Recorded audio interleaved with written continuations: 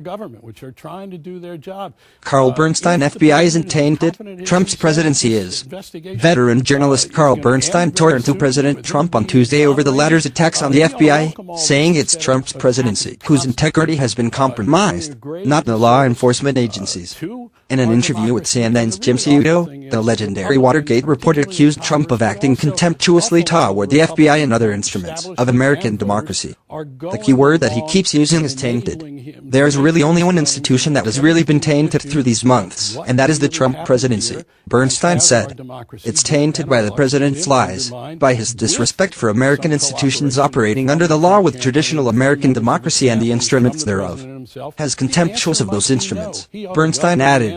Bernstein accused the president of doing a grave disservice to the country by undermining institutions such as the FBI.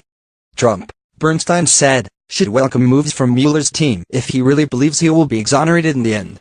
If the president is as confident as he says, if this investigation is going to end very soon with him being exonerated, he ought to welcome all of this instead of attacking constantly, Bernstein said. Has doing a grave disservice to our democracy. Trump tweeted on Tuesday morning that the FBI was tainted. His comment came after he sharply criticized Deputy FBI Director Andrew McCabe on Saturday over reports that McCabe will possibly retire in March.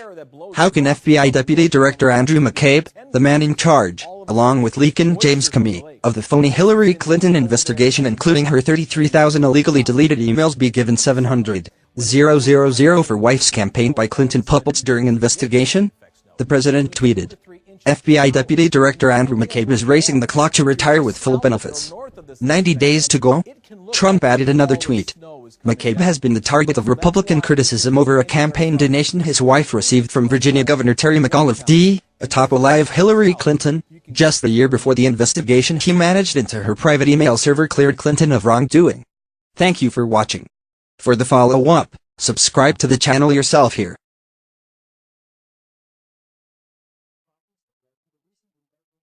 CNN cameras capture video of Trump golfing in Florida. CNN cameras spotted President Trump on the golf course Tuesday at his property in Palm Beach, Florida.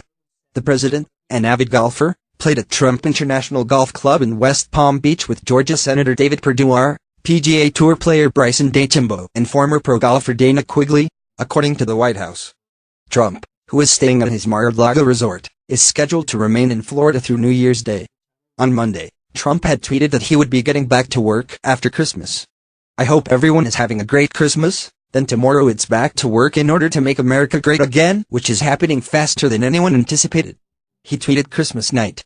Trump previously promised during the 2016 presidential race that he would largely give up golfing if elected. Tuesday's visit marked his 85th visit to one of his courses as president. I'm going to be working for you. I'm not going to have time to go play golf. Believe me, Trump said in Virginia during an August 2016 rally. Trump's predecessors, including President Obama, often came under scrutiny for the amount of golf they played. Thank you for watching. New York's Attorney General in battle with Trump. Eric Schneiderman, New York's Attorney General, reached a milestone of sorts recently. By moving to sue the Federal Communications Commission over net neutrality this month, his office took its 100th legal or administrative action against the Trump administration and congressional Republicans. His lawyers have challenged Mr. Trump's first, second and third travel bans and sued over such diverse matters as a rollback in birth control coverage and a weakening of pollution standards. They have also unleashed a flurry of amicus briefs and formal letters, often with other Democratic attorneys general, assailing legislation they see as gutting consumer finance protections or civil rights. We try and protect New Yorkers from those who would do them harm, Mr. Schneiderman said during a recent interview in his Manhattan office. The biggest threat to New Yorkers right now is the federal government, so we're responding to it.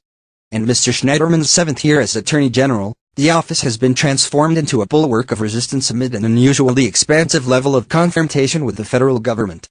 Other Democratic state attorneys general are undertaking similar efforts, often in concert, like Xavier Becerra in California, where extra money was set aside in the budget for the Attorney General to battle the Trump administration. How far Mr. Schneiderman is willing to go in taking on Mr. Trump could define his political career, particularly in a blue state where disapproval of the president is high. The Attorney General's office potential for troublemaking and generating national headlines was redefined in the early 2000s by Eliot Spitzer. Mr. Schneiderman is a less combative man who was often the target of Mr. Trump's Twitter wrath amid a 3-year civil investigation into Trump University.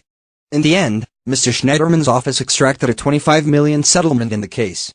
Nonetheless, Mr. Schneiderman is seen by some as a possible backstop should the president exercise his pardon power to help those who might become ensnared in the investigation of possible Russian involvement in the 2016 presidential election being led by Robert S.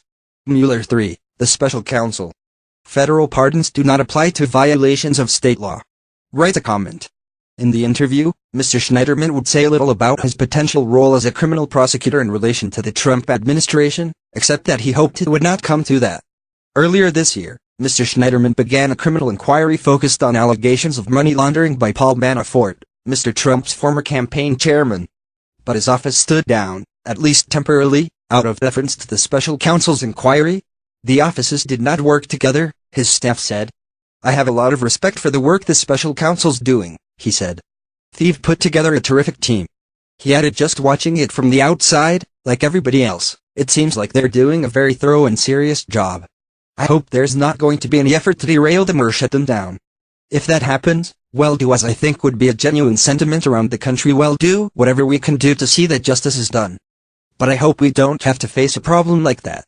Mr. Trump said recently he was not planning to fire Mr. Mueller, though many of his allies have stepped up their attacks on the special counsel's investigation. Regarding Mr. Schneiderman's myriad legal filings, the White House referred questions to the Justice Department. The federal court system is not a substitute for the legislative process, said Devin M. Umley, a spokesman there. The Department of Justice will continue to defend the president's constitutional and statutory authority to issue executive orders aimed at securing our borders, protecting U.S. workers, promoting free speech and religious liberty, among many other lawful actions. Republican attorneys general targeted President Obama's policies while he was in office. Scott Pruitt, the head of Mr. Trump's Environmental Protection Agency, sued the EPA 14 times as Oklahoma Attorney General. But if Mr. Schneiderman were to take on a criminal prosecution, it would very likely be met with disdain by conservatives. One columnist at the National Review already called for Mr. Schneiderman to recuse himself from any criminal investigation of Mr. Trump, because his comments and civil actions made it impossible for the public to have confidence that he could be impartial. Certainly, Mr. Schneiderman and Mr. Trump have little in common. Mr. Trump watches a lot of TV and craves his McDonald's. Mr. Schneiderman does yoga. Other than sports, I really don't watch TV much anymore, Mr. Schneiderman said, and paused to think about the last time he had eaten a fast food burger. That's a long time ago. Mr. Schneiderman also says it's better to have opponents and not enemies, a statement that would seem to run counter to Trump doctrine. During the Trump University inquiry, Mr. Trump called Mr. Schneiderman a lightweight, a total loser, the nation's worst AG, and dopey. He has tweeted that Mr. Schneiderman wears Revlon eyeliner. His dark eyelashes have been attributed to the side effect of a glaucoma medication, and said he needed to take a drug test because the Attorney General cannot be a cokehead, without presenting evidence that he was.